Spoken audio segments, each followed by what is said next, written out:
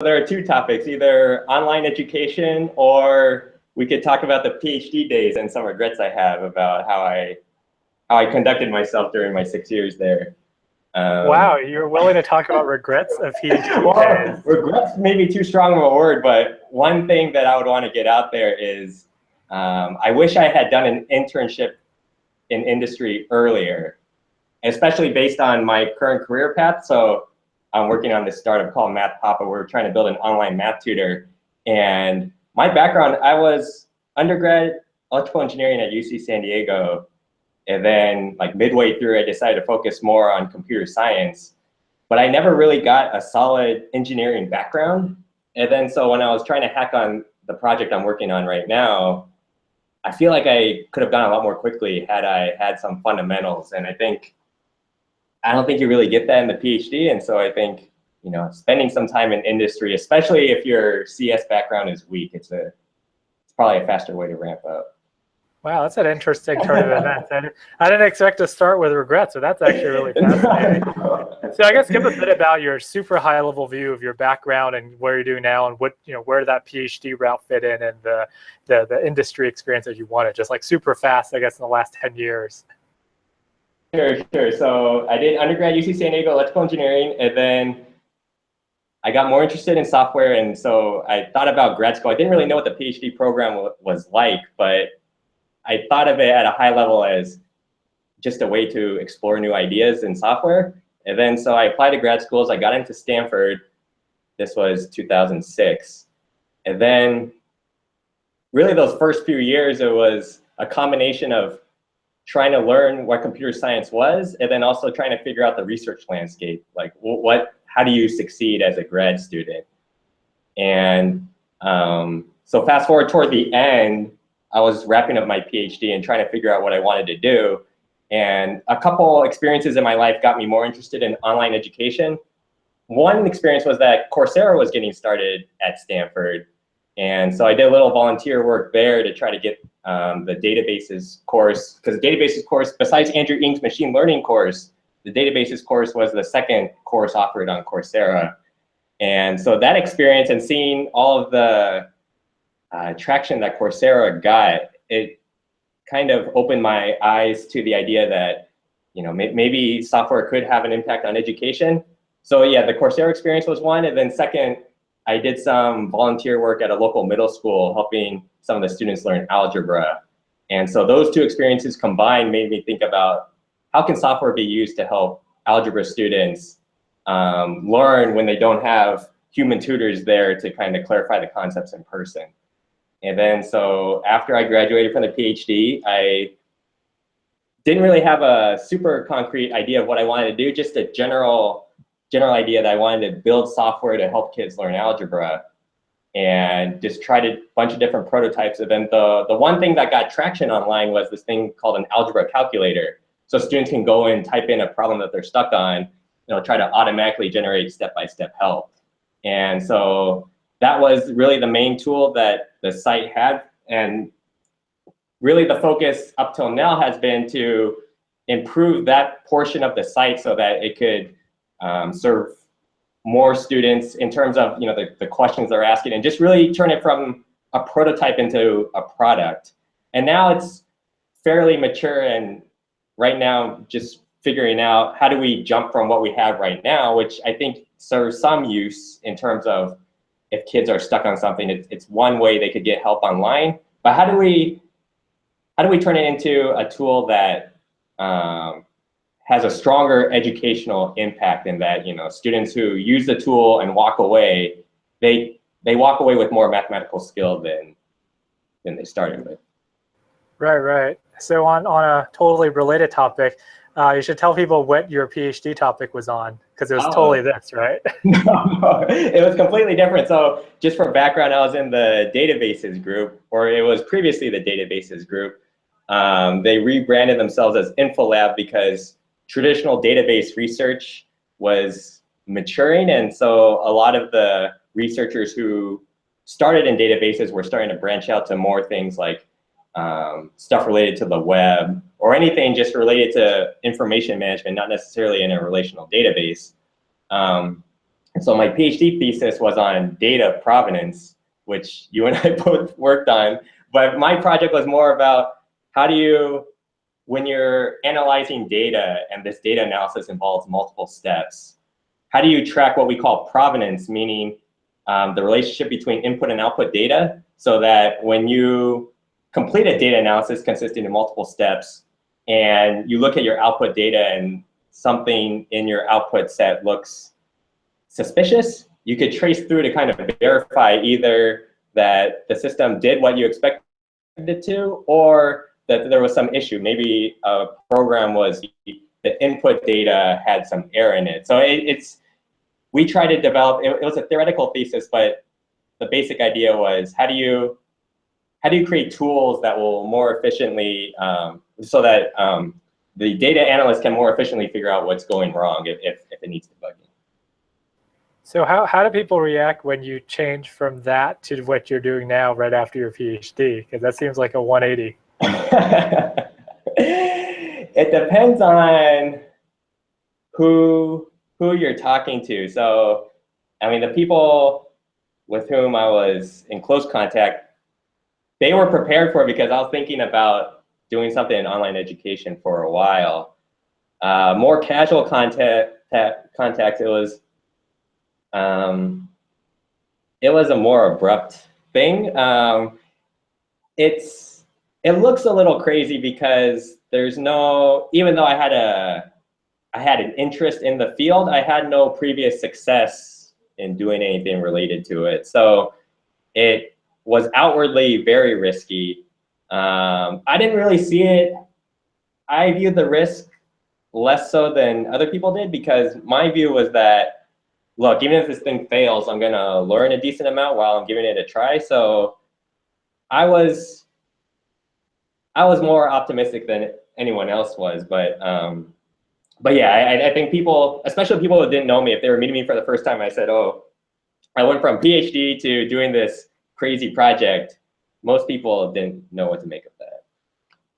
Yeah, and I guess even people who stay in academia, like 10 years later, if they look back on their PhD dissertation, it's like completely different than what they're doing now. Because even if you're active in research and you're down a traditional academic path, which you think that you're gonna do similar things as your PhD. I mean, if you're evolving as a researcher and growing and changing with the times and adapting, you know, I think it's a good thing that 10 years later you look back in your PhD thesis and like, well, that was so antiquated and like totally unrelated to what I'm doing now. So it's actually, even from someone with a pure academic background, it's not actually that surprising a few years later. So it may not be as wild as you expected, you know, in retrospect. Yeah, I think that's true, that if you're active in research, then there's a pressure to evolve. Otherwise, you're kind of repeating the same work. And so, yeah, 5 years later, you look back and you say, wow, my field right now is very different from what I was doing even my PhD days.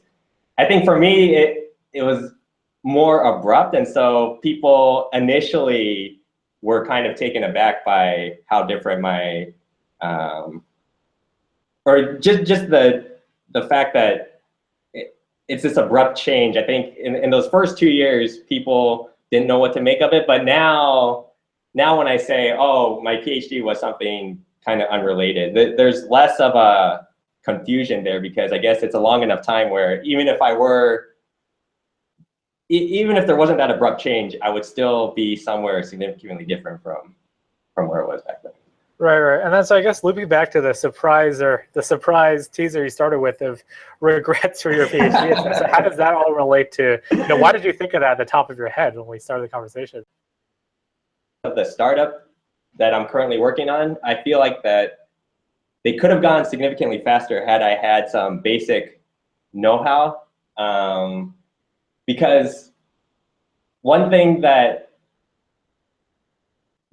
trap that I kind of fall into is that I overly rely on books to get knowledge, where, you know, depending on the field, books might not be the most efficient way to ramp up your skills, especially in software, where the most interesting stuff, probably there's not a book that exists on that topic.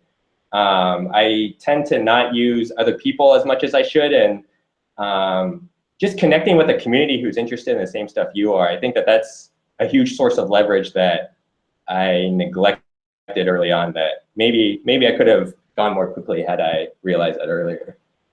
The PhD program was not meant to train people to do cutting edge software engineering. So another path would have been, you know, a lot of people who are entrepreneurs, they start at a big company like Google, for example, and they learn all these best practices and get in touch with the developer community, and then they spin off their own company after 2 or 3 years. And they're essentially getting well-paid training in 2 to 3 years for all the latest, you know, development practices and stuff that you obviously wouldn't get in a PhD. So, you know, what are thoughts about that?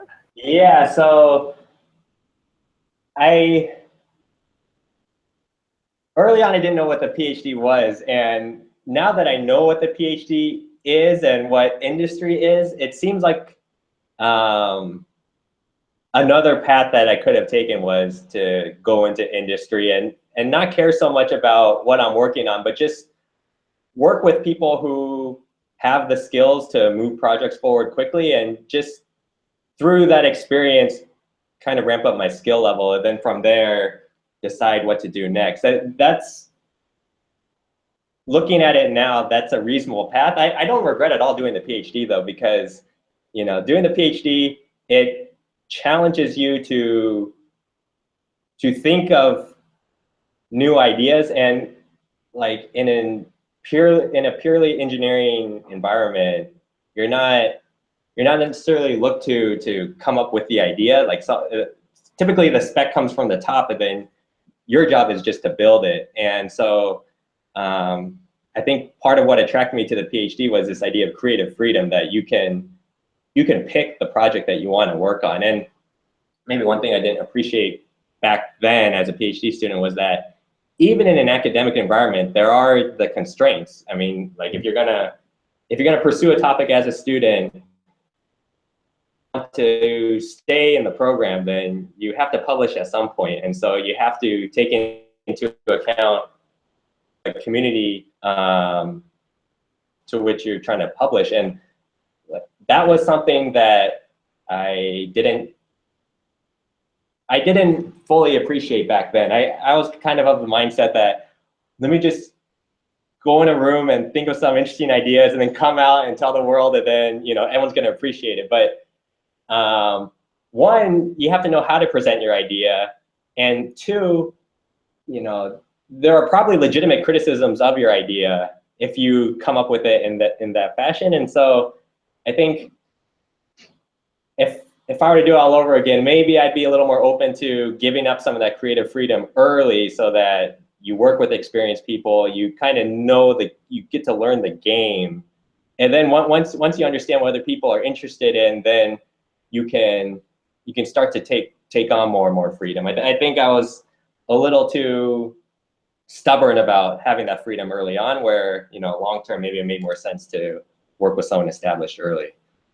Yeah, and I mean, I think another benefit of being in the PhD program at the time that we were is that, like, I think a big part of what you mentioned is that you're in an atmosphere where you get exposed to kind of the future, right? So one of the nice things about being especially in a really top school, is that just by osmosis, you just get exposed to these ideas. So I mean, the Coursera example and online education starting at Stanford, a lot of these efforts is a classic example that if you were working for those years in, you know, in an enterprise technical company, or in a database company, or in a medical records company, you're kind of holed into that domain. And yes, you will learn a lot of the engineering skills and the technical know-how that may accelerate your projects, but you wouldn't be there when Coursera started up and your advisor or your colleagues are like, hey, Robert, can you like help us out with this thing? And you get into it and stuff. And the same thing, you know, when we were there, big data and data science and data visualization was springing up, and a lot of the efforts, you know, our friend Sean co-founded a company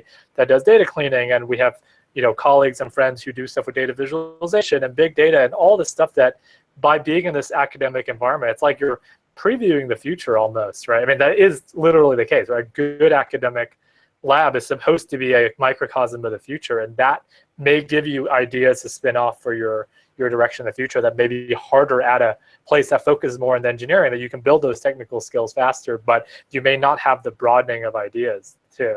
Yeah, I think that's true. So I think when I look back, I tend to focus on the things I would improve, but at the same time, there's a lot to appreciate by being in a, in a top tier PhD program. You get exposed to a lot of people who are really good, and like you said, there are a lot of interesting ideas that come out of, aggregating so many people together. The trade-off is that it's at the expense of a more rigorous engineering or technical training. But I guess your point about the internships may be the way to bridge it. So, I mean, what do you think about the role of internships for technically minded PhD students? Yeah, I think, I can't say for certain, but I feel like one summer at Google could have helped me, early on just, learn how to be a decent engineer, because I did 2 internships, but they were self-contained projects. And so things like code quality, no one cared about because it was just me maintaining my code. One high level point here is this difference between being exposed broadly to ideas so that you can get off of local maxima and pick off future things versus being exposed to very low level day-to-day engineering thing of sort of being able to execute fast on stuff, right? It's a really hard balance, because ideally you want to have both, but it's just difficult to actually have both in one environment. Yeah. Maybe the research, the summer internships in industry for PhD students, that's one way to bridge it. There are other ways. If you're in a System Z group, then maybe you get some of that same experience just working on your project, because the code is non-trivial enough to where you're basically going to have to develop these engineering skills to survive. Like I could see certain projects where the engineering burden of your thesis is large enough where you don't need this external thing like a Google summer to really shore up your skills. Or maybe not, I don't know. That's just as a PhD student on the outside looking into a systems group, it seems like most of the people who do that type of research are pretty good at what they do. And so that appears to me to be one way where you could kind of be exposed to idea generation and also have the day-to-day skills to, if you have an idea, push it forward quickly. Yeah, and I think that is a really good point, that certain kinds of research require more day-to-day engineering effort than the more conceptual or theoretical research where your code is more prototype quality. But I think one of my intuitions is that still there's only a limited, we all have a limited amount of brain power in the day. So if you're spending most of your time in a technical systems group debugging C code, it's still hard to pull your way back up and do the ideation stuff. And then if you're spending all your time dreaming at the whiteboard, you don't have any time to do all the things. So I think that we're just so inherently limited in our cognitive capacity to juggle these multiple layers of distraction. I think that's, for you, it's probably one of the hardest things an entrepreneur is to balance the big picture vision, which you have to do with we got to actually execute on stuff, and you have to do both as one person. that seems pretty challenging. Yeah. I think one of the tough things is the switching. So if I'm coding during the day, then I have an meeting in the afternoon. If I don't prep or give myself some time to make that switch, then communicate my ideas well at all, because I'm so into the code that I can't really see beyond worth of engineering. And so, yeah, it is a challenge. And I think you bring up a good point that, there are certain limits to which skills you can, improve. I just think for myself, it's reasonable for me to have made a little more progress on the engineering side of my skills so that, I could push things forward quickly. I'm not trying to be a wizard, but, it would have been reasonable for me to learn some basics like basic refactoring and so on and object-oriented designs, just to not be an expert, but to move my project forward. Yeah, there's also a time thing here, because like you mentioned, you didn't come from a CS background. It's not like you grew up programming computers from a young age, making websites, doing all this stuff from a young age, because you came into it in the middle or late college and starting in grad school. So that time thing, you having to make up for that time is super challenging, because you see people, the people who are starting companies that are really technical at 21 or 22 right out of college, it's not that they never programmed before. They spent their whole childhood, those 10 years in their childhood programming. It wasn't just overnight. So, time as an adult is challenging, right? It's like you just didn't have those 10 years when you're a child doing all that programming stuff? Yeah. So, I mean, I'm hard on myself, but like the good thing is that, you know, even in your 30s, you could learn at a fast rate. So I guess the question coming back to the beginning of your opener was, you know, when you were finishing up your undergrad degree at UCSD, I mean, did you think about starting company stuff right away, or did you think you wanted to do a PhD, or, you know, what was your motivation for that path, or instead of getting an industry job and stuff, you know, back in 10 years ago? yeah, I mean, if you were to ask me to start a company in 2006, I probably would have chosen a random idea out of a hat. And I just had an intuition that that wasn't the way to do it, that you shouldn't start a company because you want to start a company. You should, you know, you should have something that you want to push forward. And naturally, at that time, I didn't really have any ideas that I was really enthusiastic about. And so the PhD seemed like a good way to get exposed to a lot of ideas that people had. And so, like, from that aspect, yeah, I think doing the PhD was the perfect decision.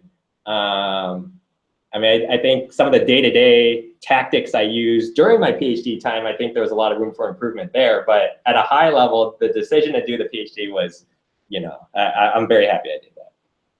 Well, and also timing-wise, it was good too, because I mean, just so happened that when we were in our PhD, it was 2006 to 2012. During half or most of that time, it was a global economic recession, right? So like, you know, we kind of, in a way, we were lucked out by being able to wait it out in this slog where the rest of the world and many of our friends and colleagues are having trouble with jobs, and if they want to be starting companies, funding was dried up, and it was just, we kind of sat out this recession time. So by the time we graduated around 2012, this online revolution, online education, MOOCs, all these things were coming about, and that started another rise again, and we were both able to catch that rising wave. So that's, you know, part of it's a good timing thing too, but that was another side benefit of hiding it out. So yeah, you could have known that in advance, but yeah, I agree that it was pretty fortunate timing for us. My opinion on all this from experience from talking to people like you is, as long as you're personally motivated and we're fortunate enough to be in an intellectually rich space, you know, being in the right location at the right time and surrounding yourself with the right people and being open-minded to things, like, it just pays such dividends. Because, you know, if you were the same person as you know, in a parallel universe, plopped in the middle of nowhere without all this exposure, then you just be one of these, you know, people on the internet making up some random idea and trying to launch it, and there's like absolutely no chance because you're just totally isolated. But by you being in the Bay Area, by being at Stanford at the right time, being exposed to these tangential things, these people, it all implicitly helps. And that's why environment is just so important. Yeah. So like the connection, I always struggle to tell the story about how it's all connected, but I do strongly believe that the PhD, I do today, I've had to justify to many people like, oh, why did I do the PhD, especially considering what I'm working on right now. But I kind of brush it off. I don't really have a great sounding explanation for how it's all connected, but like intuitively, I do feel strongly that it's all connected. Yeah, I think so. I think it's totally connected. I mean, I think throughout the course of this half hour, we've been weaving some of these connections in and out and stuff. And it's, yeah, and it's kind of like, on a superficial level, it may seem like on your resume or something, these things seem unrelated, but the kind of deeper skills and just the exposure we get to things, it's something that's really hard to quantify, right? That just this being in a certain place at a certain time, it just affects your thinking and your relationships and stuff. And it's really hard to put that into words. It's like we can't have certain thoughts, really. We can't easily have certain thoughts if we're not in that environment where these things are kind of in the air. Yeah, just one concrete thing that I learned during the PhD. So this data analysis project, like for a PhD paper or, you know, for a research paper, it doesn't really matter that people use your stuff. Like you could still publish it, but like from a personal standpoint, I wanted people to use this, you know, I wanted to build a community where people would actually kind of share data analyses, and that never happened. And so I was forced to think about, you know, what happened, like why didn't this platform that I built gain adoption? And like then I started to realize, okay, it can't just be some idea that sounds nice, like in the abstract. Like the individuals that you want to invest their time to learn what you've built, like they need a pretty strong need in order to change their behavior. And so that's one insight that you could read online, but until you experience, the failure of not listening to that wisdom, it's hard to sink in. And so that's one example where a project that I did in pursuit of a thesis kind of led to some insight that helped the startup. Yeah, I think that's great. And it's like, academically it could still be successful. You got a public paper out of it, it was part of your dissertation, but all that along you wanted to make something that people could actually use to analyze their data and to verify other people's data, whereas that wasn't exactly the values of academia that you needed for academic success. But all along you were trying to build toward that academic success because you wanted to finish your PhD, but you had that other path that you're itching to do. And now that you're in an entrepreneurial world where that is the metric, right? People need to actually use your stuff and like it.